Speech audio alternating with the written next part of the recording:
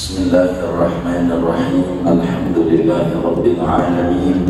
Wassalatu wassalamu ala sayyidina Muhammadin wa ala alihi wa sahbihi ajma'in. Qala Syekh Nawawi al-Bintani rahimahullahu ta'ala wa nafa'ana bihi wa bi barakati ulumihi wa ghafara lahu wa li masyayikhih wa li masyayikhina amin. As-sadisut tartibu ala hadhihi al-kayfiyati. Adapun fardu wudu yang keenam yaitu tertib atas ini tata cara. Min taqdimi ghaslil wajhi, yakni daripada mendahulukan membasuh wajah, falyadaini lalu membasuh dua tangan, farrasi lalu mengusap kepala, farijlaini lalu membasuh dua kaki. Falau ghasala arba'atun a'dha'ahu ma'an lam yusab illa al-wajhu. Andai membasuh oleh 4 orang akan anggota-anggota wudunya dia ma'an padahal bersamaan, lam yusab maka tidak direken illa wajhu kecuali wajah saja. Wala yasqutu tartibu ka baqiyatil furudi wa syuruti linisyanin aw ikrahin, dan tidak gugur oleh tertib sama seperti setinggalnya rukun-rukun dan syarat-syarat, linisyanin dikarenakan lupa, au ikrahin atau dipaksa, li'annaha min babi itabil wad'ain, karena bahwasanya tertib setinggalnya rukun dan syarat yaitu daripada bab khitab wad'ah.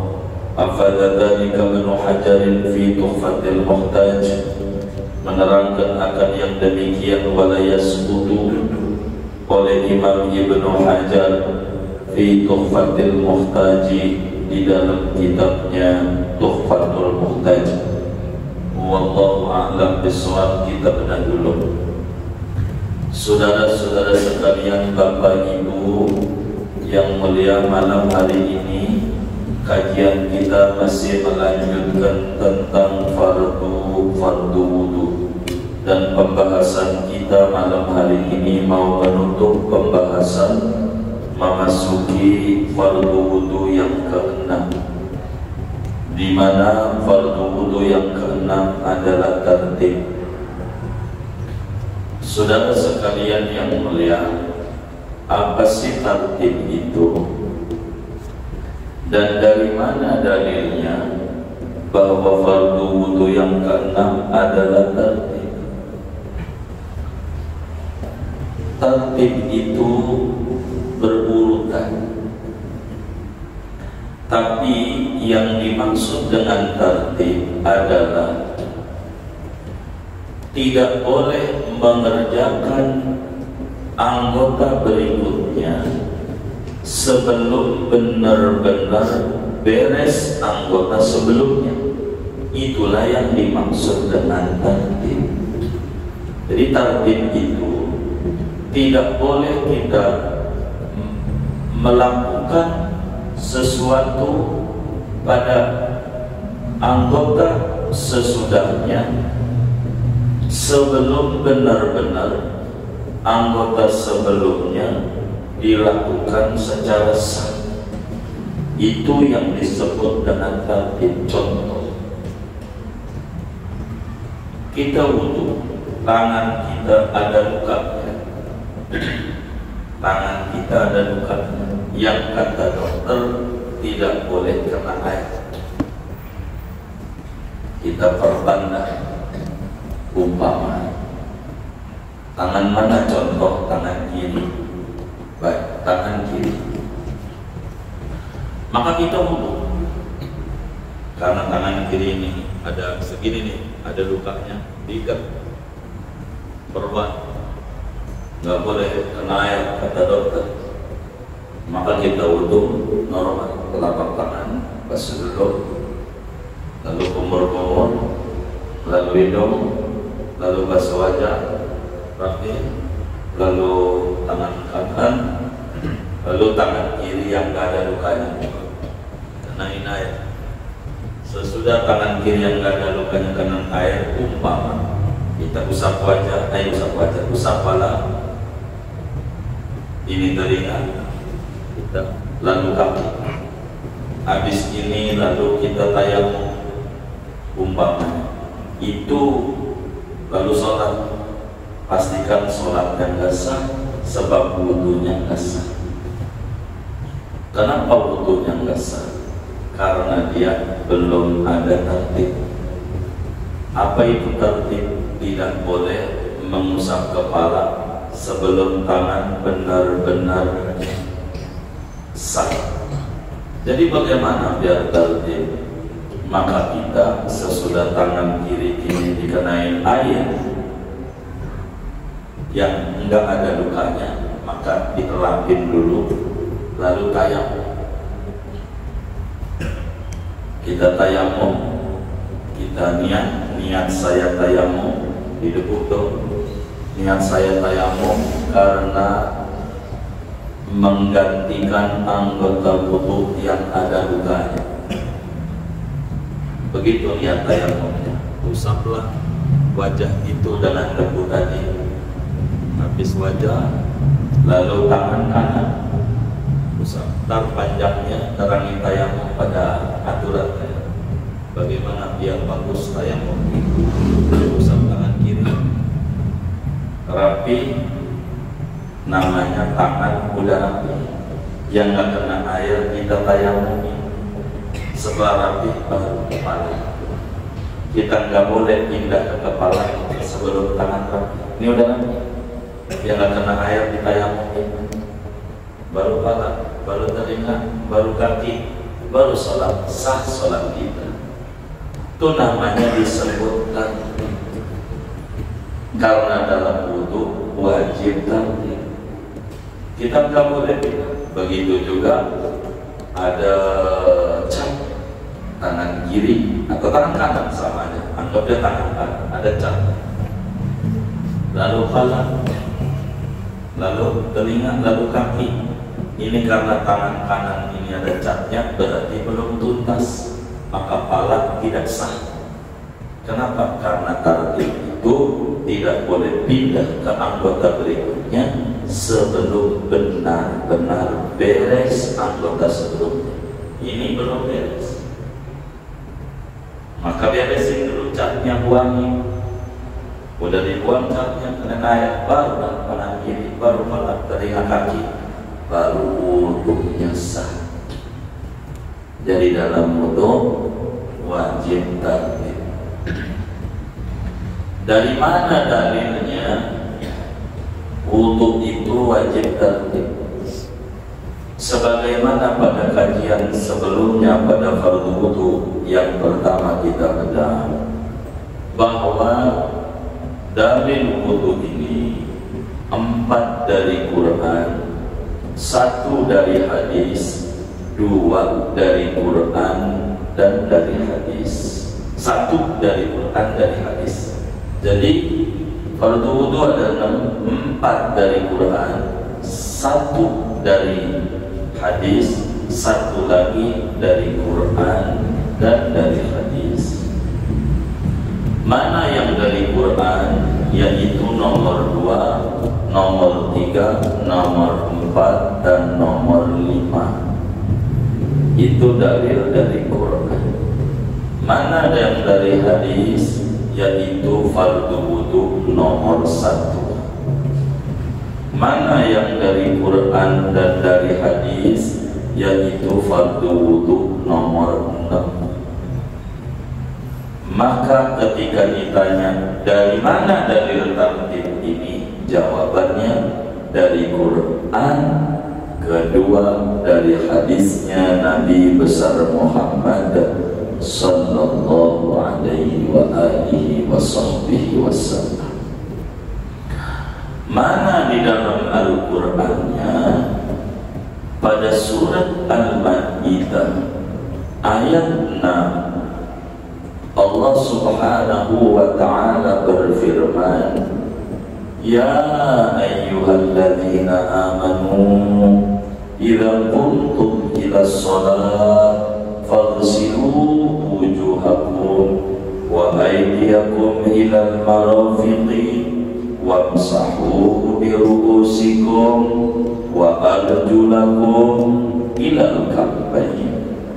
pada ayat ini Allah Subhanahu wa ta'ala menyebutkan anggota wudu yang 4 secara berurutan. Basuh wajah, tangan, kepala, kaki berurutan. Faghsilu wujuhakum wa aydiyakum ilal marafiq wamsahu bi ru'usikum. 4 wa arjulakum ilal ka'bayn. 4 anggota ini Allah sebutkan dengan tegas berurutan, meskipun pakai waw bukan pakai fa. Faghsilu wujuhakum wa aydiyakum pakai waw, wamsahu pakai waw, wa arjulakum pakai waw. Di mana asal arti waw dan? Asal makna waw dan, tapi bukan dan di dalam Al-Maidah ayat ke-6 ini, tapi lalu yakni tertib dan tertib. Lalu dari mana kita tahu waw di situ faedahnya tertib? Bukan limut lakil jam'i. Yang tertib itu fa dan summa, tapi waw di sini maknanya fa, yakni litertib wa taqid. Tertib. Allah menyebutkan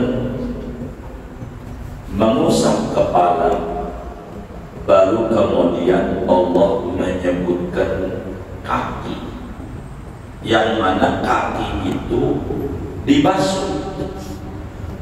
Atofnya daripada wa arjulakum kepada faghsilu, bukan kepada wamsahu.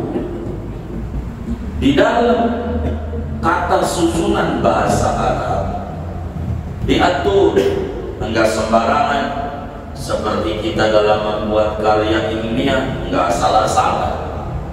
Ada tata dan aturannya, ditata dan diatur dengan benar uslub dalam bahasa Arab. Allah menyebutkan kata mengusap kepala diapit antara 2 tangan dulu baru kaki. Di tengahnya ngomongin mengusap kepala. Sementara kaki ini dibasuh, tangan dibasuh, diapit, usap kepala. Dan uslub bahasa Arab itu, saudara, tidak akan menyebutkan sesuatu yang sama hukumnya lalu dipisah dengan yang lain, melainkan karena ada tujuan yang dimaksud. Bila tangan dibasuh, kaki dibasuh, tapi tidak digandeng, dipisah dengan usap kepala, itu menunjukkan bahwa waw di situ li ajli tertib, wajib hukumnya tertib. Kalau tidak karena tertib, maka mesti disebutkannya faghsilu wujuhakum wa aydiyakum ilal marafiq wa arjulakum ilal ka'bayn wamsahu. Karena beda antara basuh dan usap. Tapi kenapa Allah pisahin dulu dengan pusat baru ngomongin kaki yang dibasuh? Ini satu dalalah kuat bahwa tertib dalam wudu wajib adanya dan bukan sunnah. Sehingga kitab Bahjatul Wasail menerangkan wasadisu at-tartibu ala hadhil kaifiyati min ghaslil wajhi min taqdimi ghaslil wajhi faliyadaini. Pada tafsirnya pakai fa bukan waw. Faliyadaini farroksi farriji. Tuh begitu. 2 dalilnya dari hadis Nabi. Yang pertama mutaba'atul Rasul, di mana Nabi kalau wudu selalu tertib. Hadis fi'li banyak itu di dalam hadis Bulughul Maram Sayyidina Utsman bin Affan bagaimana mengajarkan wudunya Rasulullah tertib. Nabi selalu wudu tertib. Itu hadis fi'li. Hadis hadis qauli. Imam Muslim meriwayatkan di dalam Sahih Muslimnya, Imam Nasa'i di dalam Sunan An-Nasa'inya, saat Nabi mau sa'i antara Safa dan Marwah, ditanya dari mana dulu ini sa'i, Marwah dulukah, Safa dulukah? Lihat aja kata Nabi, ayat Qur'annya apa? Inna Safa wal Marwata min sya'airillah. Sesungguhnya bukit Safa dan bukit Marwah yaitu setengah daripada syiar-syiarnya Allah. Allah menyebutkan kata Safa dulu, baru menyebutkan kata Marwah. Maka Nabi langsung berkomentar, kata Nabi Yuna Muhammad sallallahu alaihi wasallam, ibda'u bima bada Allahu ta'ala bih. Kata Nabi, mulai saja dengan apa yang Allah mulai dengannya. Di dalam Sahih Muslim, di dalam Sunan An-Nasa'i, Nabi bersabda, mulailah dengan yang Allah mulai duluan. Dalam sa'i Safa dulu Allah sebutin, baru Marwah. Maka sa'i itu dimulai dari bukit Safa, nanti ditutup di Marwah. Begitu. Maka ketika Nabi berkomentar, ibda'u bima bada Allah bih, di dalam usul fiqh dijelaskan al-ibrah bi umumil lafzi la bi khususis sabab. Yang direkan dengan umumnya ucapan, bukan dengan khususnya latar belakang. Nabi ketika menyampaikan ibda'u bima bada Allah bih sebagai dalil wajib tertib di dalam wudu. Sebab ibda'u, mulailah olehmu dengan mana yang Allah mulai. Dalam bab wudu Allah mulai pada basuh wajah, basuh dua tangan, usap kepala, basuh dua kaki. Ketika Allah memulainya kayak begitu, ikuti aja. Ini menunjukkan tertib wajib. Tapi hadis Nabi itu kan berbicara tentang sa'i. Kata para ulama, al-ibrah bi umumil lafaz la bi khususis sabab. Yang direkan itu dengan lafaz yang umum. Mana? Ibda'u, perintah. Ini umum. Begitu umum. Bukan khususnya latar belakang turun ayat, yaitu atau urudul hadis, yaitu ngomongin sa'i, bukan itu. Tapi yang dimaksud wajib tertib. Ibda'u bima bada Allah bih. Kata Nabi, mulailah dengan apa yang Allah mulai dengannya.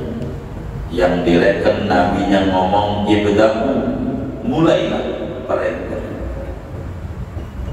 Mulai kalau wudu, ikuti aja Allah. Bagaimana dalam wudu? Ya, basuh wajah dulu, basuh dua tangan, usap kepala, lalu basuh dua kaki.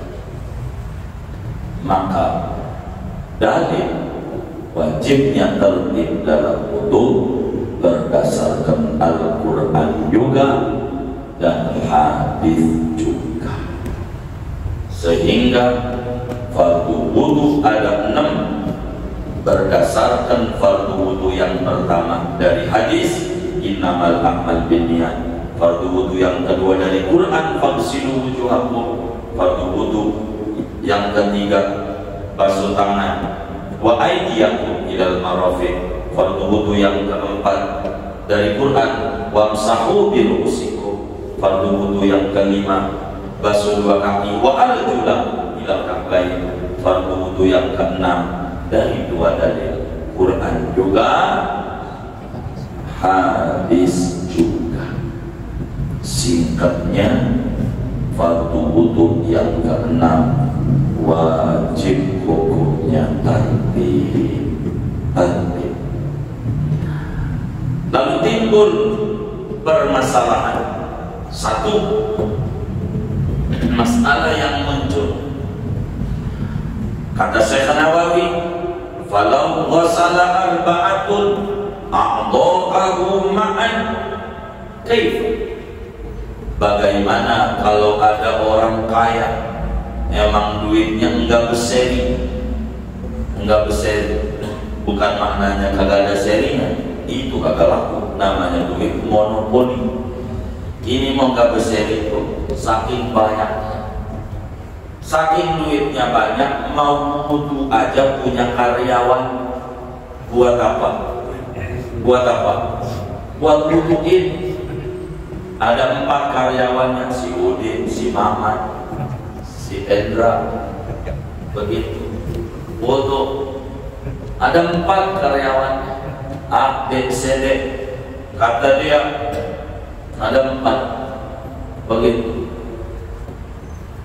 Dia wuduin sama 4 orang sekaligus. Kata dia, wuduin gua, orang kaya.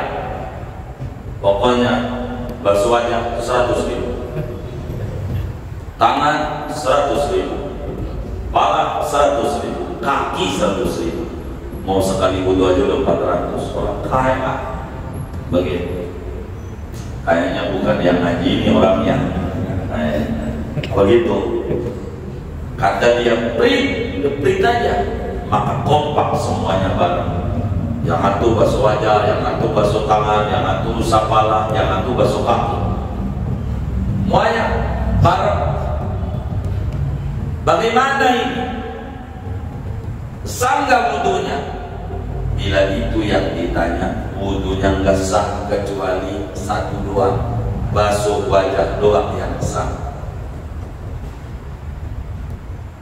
Yang sah kecuali hanya basuh wajah. Kenapa? Kenapa nggak sah? Enggak tartib, bareng-bareng. Tapi kalau dia tartib sah.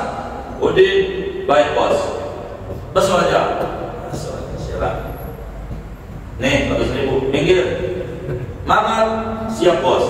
Nih 100.000, tangan, rapi, minggir 100.000. Endra, usap kepala, siap, kepala, udah 100.000. Begitu, ucok, siap bos, basuh kaki 100.000. Kalau begitu tuh baru sah. Kenapa sah? Tertib.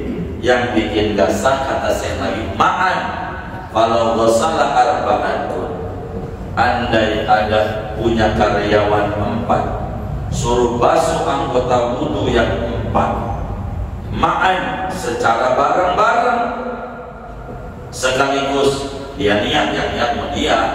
Kalau yang niat orang lain lagi kagak sah. Kalau yang niat kita kan yang punya hati, yang kita niat, maka yang jadi cuma wajah doang. Kenapa? Karena ketiadaan tartib. Sebab fardu wudu yang ke-6, at-tartib, wajib tartib. 2. Bagaimana kalau orang itu nyilem, mandi di kolam renang, nyilem, tahu nyilem nggak? Nyebur, nyelam di kolam renang, blus. Waktu dia blus, di hatinya aku niat berwudu, menghilangkan hadas kecil karena Allah Ta'ala. Langsung ke atas, nggak diusap, nggak apa. Sah nggak wudunya? Sah nggak? Nggak sah. Segini aja nggak kompak, gimana wali kotanya menang yang dipilih? Satu masjid aja nggak sama pemahamannya. Ada orang nyilam, plus dia niat wudhu, waktu nyilam keluar, wudhunya sandang.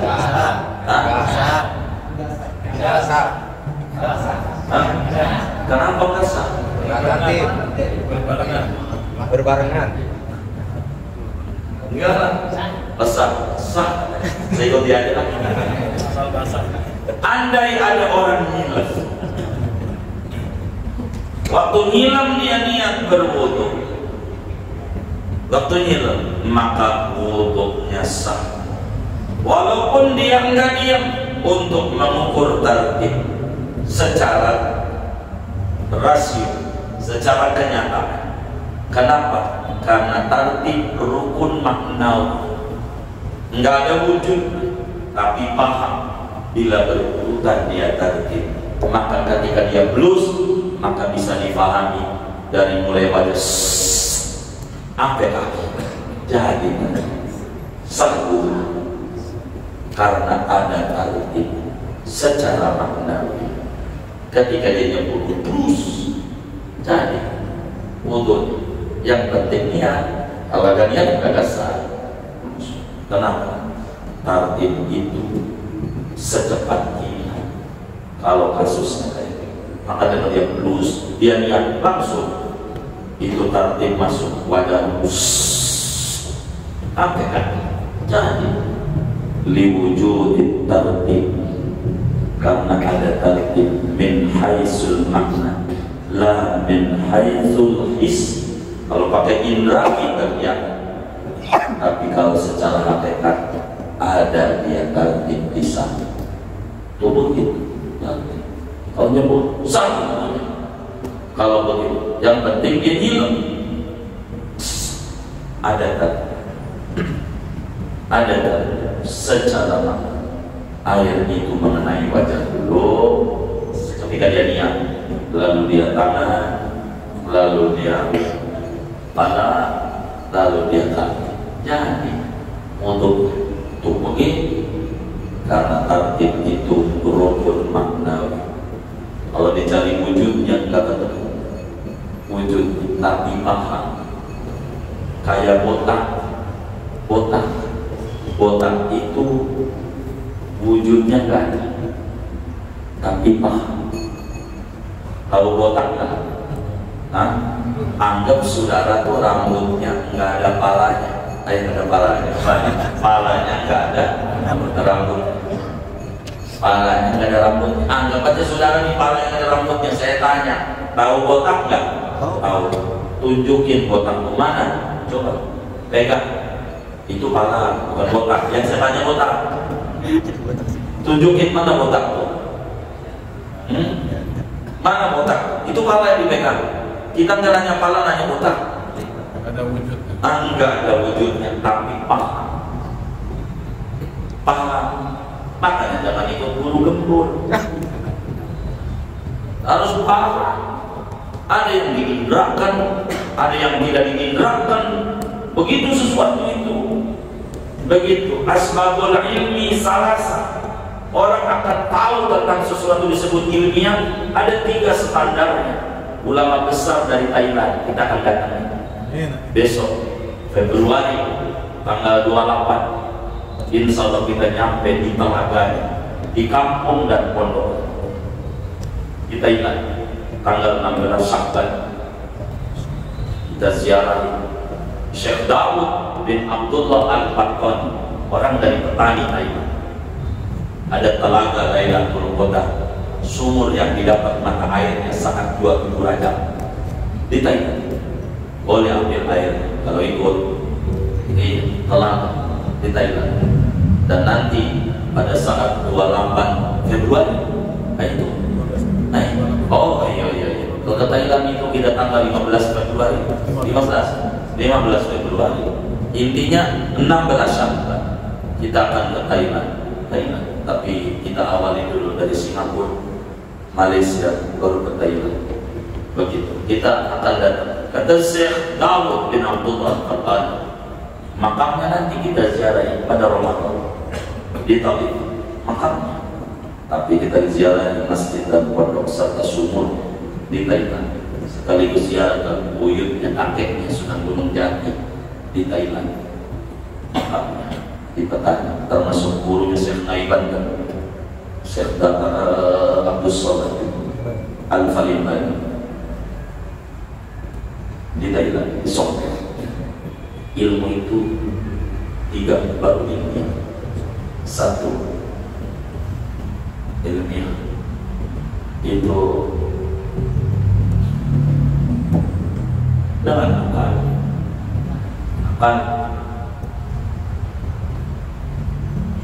2 dengan indra. 3 dengan berita benar, wahyu. Berita benar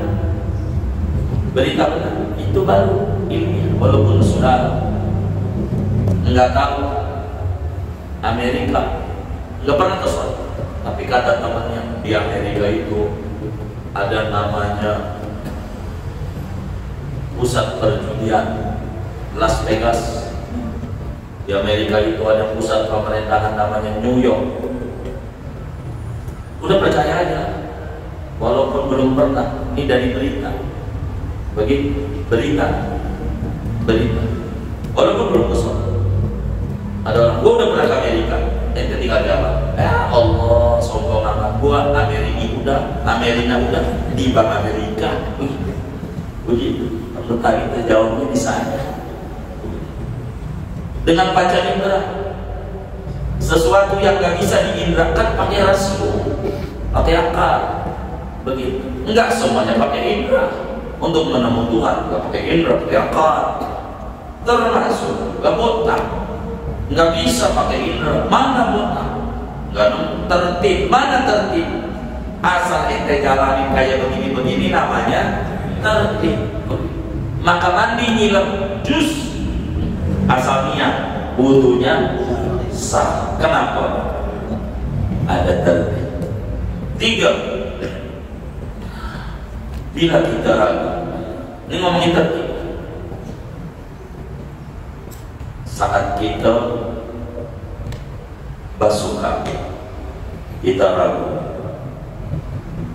itu tangan kanan udah tuntas sampai siku apa belum? Siku apa belum? Siku apa belum? Tangan kanan ini airnya udah kita basuh siku belum? Kalau ragu begitu jawabannya belum.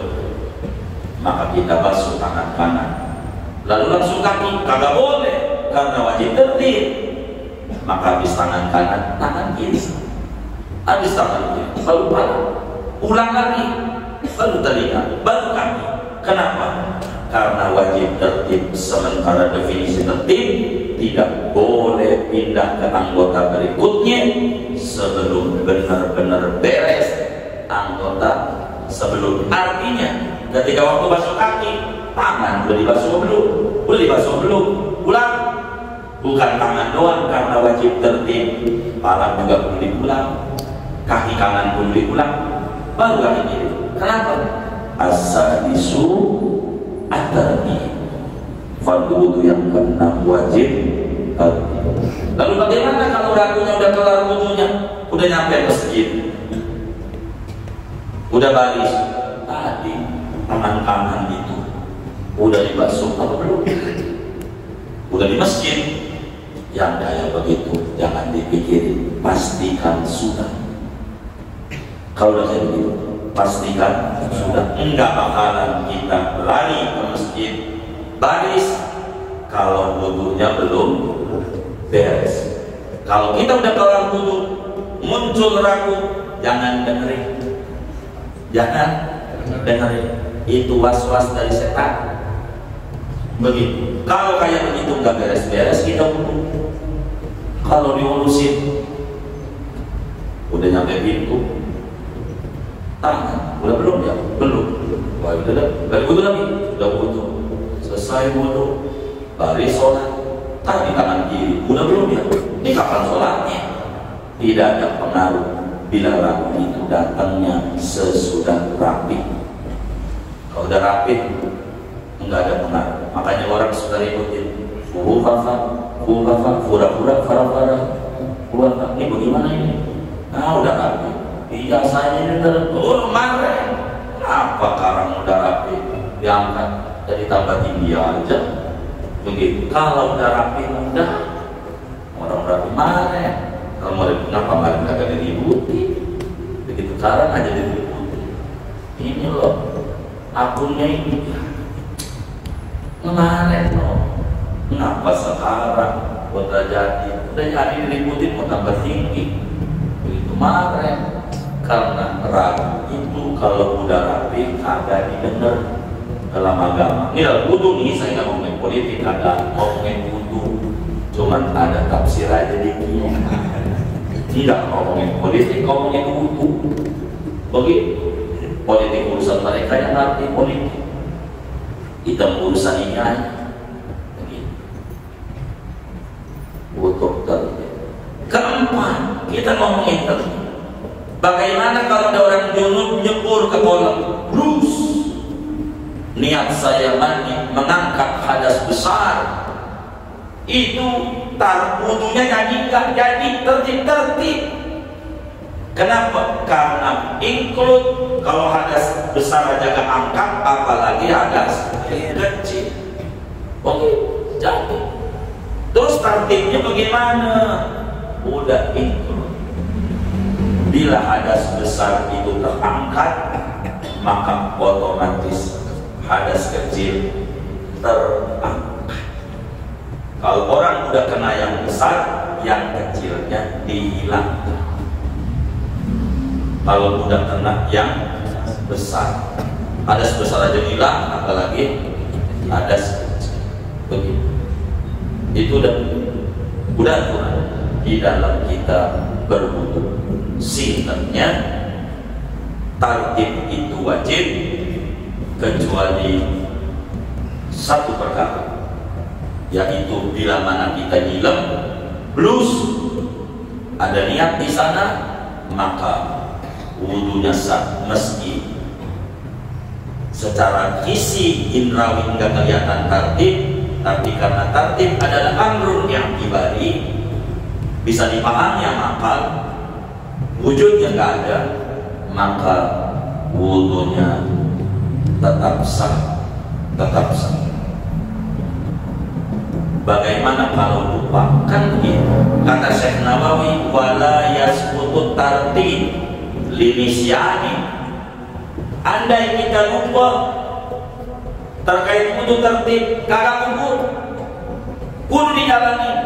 Pas sudah kaki, tangan kaki belum dibasuh, tangan kanan udah kaki enggak gugur ya udah lewat, lupa.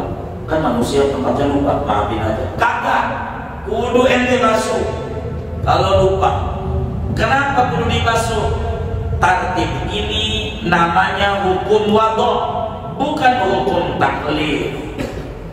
Hukum wadho itu walaupun lupa enggak ngaruh, kudu dikerjakan. Seperti pakai peraturan pemerintah.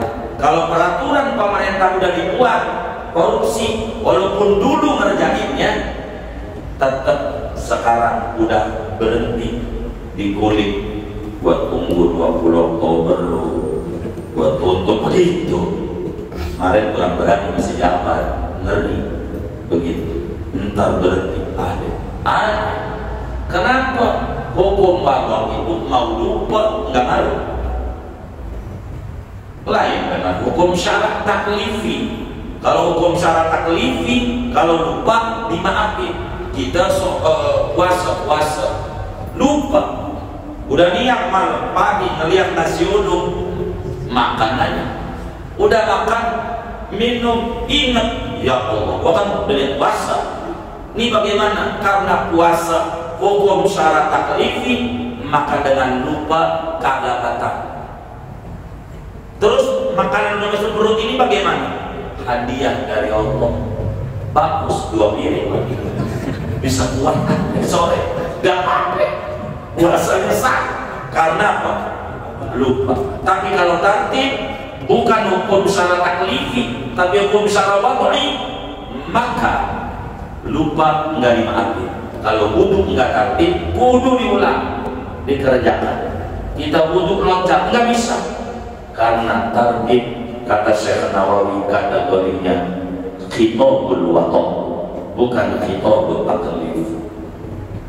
Itu begitu.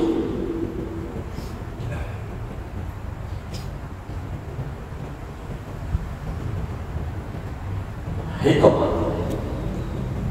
lupa enggak dimaafin, termasuk rukun sholat kita lupa enggak dimaafin, balik lagi udah sujud kayak saya belum baca Fatihah, diri lagi, sebab rukun syarat wadah, hukum syaratnya bukan lagi. Begitu dipaksa, ayo wudunya 2 habis kepala kaki, kalau kagak buat tembak, tetap nggak sah juga. Kan gua dipaksa, nggak bisa, karena ini hukum syarat wadah, bukan hukum syarat taklif. Yang Nabi sabdakan, innallaha subhanahu wa ta'ala qad tajawaza li ummati al-khata'a wal nisyana wa mastukrihu alaih. Allah maafin umatku bila tersalah, bila kelupaan, bila dipaksa. Apaan yang dimaafin? Itu yang hubungannya hukum syarat taklifi, bukan hukum syarat waqti. Qur'annya Rabbana la tu'akhirna in nasina au akhtana, itu kalau hukum syarat taklif. Tapi kalau hukum syarat waqti enggak bisa. Bila wudu enggak ada tartib, mau lupa alasannya, mau dipaksa, wudunya tidak sah.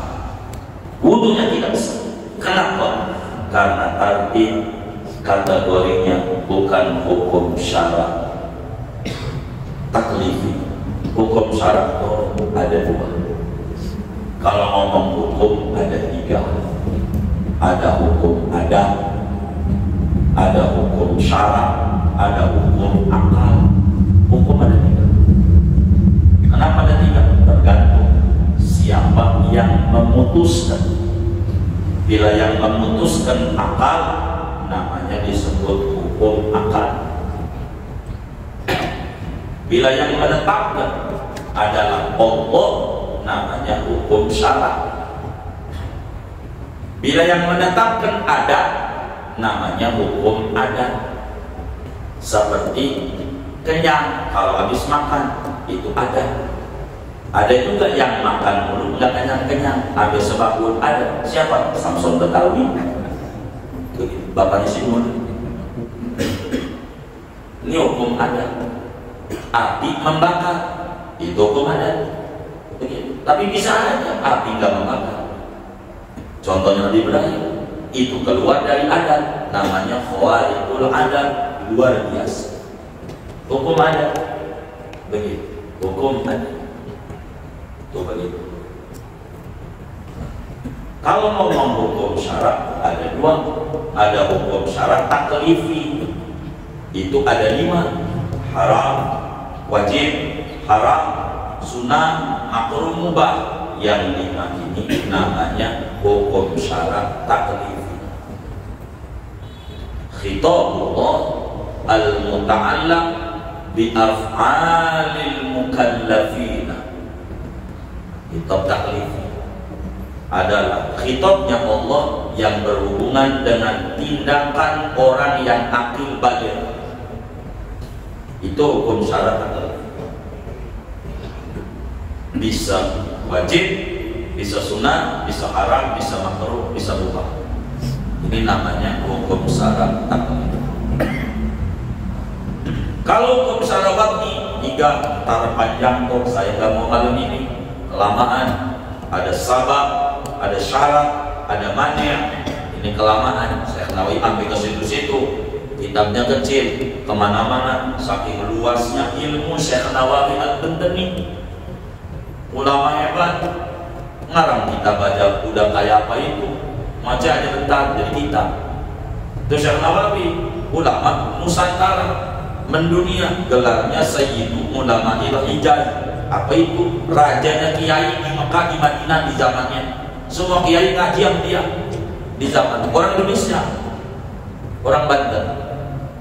Syekh Nawawi ngarang kitab, ada kitab namanya Safinatun Najah. Kata gurunya Syekh Ahmad Zaini Dahlan, dilihat tulisannya ada kecil, ini kitab kecil, cakep ini kitab, cakep, saya pengen jabarin, saya pengen paparin, ulas. Baru begitu Syekh Nawawi bilang sama gurunya, guru izin nggak ikut ngaji beberapa hari. Oh iya baik. 2 bulan nggak ngaji, udah 2 bulan ditaruh di meja gurunya. Kasyifatus saja 2 bulan. Dikebet-kebet sama guru, catatannya, tulisan. Kata Syekh Ahmad Dahlan, mana ini Nawawi? Yang saya pas sama yang saya pengen. Saya pengen gambarin kayak begini. Wah, murid nama mau jago. 2 bulan doang. Kita ngajinya bertahun-tahun agak tamat-tamat. Terus saya Nawawi belum nama murid yang jadi mantu. Makamnya di Kabupaten Tangerang, di Kampung Gunung. Kampung Gunung ini kecamatannya apa ya? Raja ya. Kampung Gunung. Raja ya. Besar Raja sudah paham. Raja ya. Kampung Gunung. Ada namanya dari di Google. Kiai Haji Najih namanya Kiai Najih. Kita sering jalan Kampung Gunung. Kiai Najih begitu punya bapak namanya Abdul Wahid, makamnya di samping dia. Punya ibu namanya Asma itu ponakannya dia. Kiai Najih pun mantu cucu saya Nawawi, mondok di Arab. Kiai Najih ngelihat kitab namanya Masail Abilais Tauhid, coret-coretan tentang tauhid, karang anak Bulais As-Samarqandi, makamnya di Uzbekistan. Abu Lais lagi dipegang, apaan itu lagi kata Syekh Nawawi, ini kitab Masail Lais, mau dijaga, mau tulis, bentar doang kan nyampe tokoh kan, udah rapi, dijabalin semuanya besar ini, nggak nyampe lama, ditulis. Amin lagi sabda Paris Syekh Nawawi. Udah rapi. Hujan gede banget, hujan. Pas rapi. Ditanya Amin lagi, "Kiai dikasih nama apa kita gini?" Udah tetesan hujan. Qatrul Qais. Ada kitab Syekh namanya Qatrul Qais. Hujan kitab Qatrul Qais. Fi syarhi Masail Lais. Itu Syekh Nawawi. Kitabnya banyak, ada 115 karya Syekh Nawawi itu yang ada begitu ada, tapi yang beredar paling 40 yang dipunyai orang-orang. Ada naskahnya saya kasih sama Muhammad Syafi'atani 3 begitu gitu. Ajatul Zaidah, Ajatul Sidahan itu ada 3 ditulis dicetak di Asia besar. Satu ada di rumah Karyatul Yakin, Salahumul Barahin, ada juga Fathul Mujib banyak begitu ada banyak, ada ditulis ulang sebahan itu syarah Burda, banyak Burda Al-Busiri di sana, syarah Hikam kan Syekh Nawawi, banyak banget kita ulama besar Indonesia, makamnya di mana? Makamnya Syekh Nawawi bin Umar. Ini salah satu dari 115 kitab Bahjatul Basair. Jadi kita ngaji 114 lagi. Ini aja belum tamat. Jangan mati dulu, masih 114 lagi yang belum kita pelajari. Kitab Syarah ini baru 1 dari 114. Ini belum tamat. Kapan tamatnya? Di Allah. Jangan mati dulu. Sebelum tamat 115 kitab. Ini baru apa? Ini aja ada 2 opsi nih tadi ini. 2 kemungkinan. Khatam sih insyaallah khatam, cuman ada 2 khatamnya. Bisa saja kita khatam dulu belum tamat. Guru kita di kalian Ustaz Amin udah khatam dulu, kita belum khatam. Bisa aja kita khatam, kita belum khatam. Pokoknya khatam ya. Benar kan? Bisa dulu kita khatam duluan, kita belum. Bisa aja kita khatam, kita belum khatam, tapi khatam. Antara 2 kemungkinannya kita minta semoga jangan mati dulu sebelum khatam ya. Amin ya robbal. Dan segini aja kayaknya. Ntar kita ngomongin Qala Ali Al-Muniri fi Tuhfatil Wafiyah. Ada kitab protokol saja itu ilmunya kemana-mana, ilmunya luas, Masya Allah. alaihi hadiyatan min surat al-Fatihah.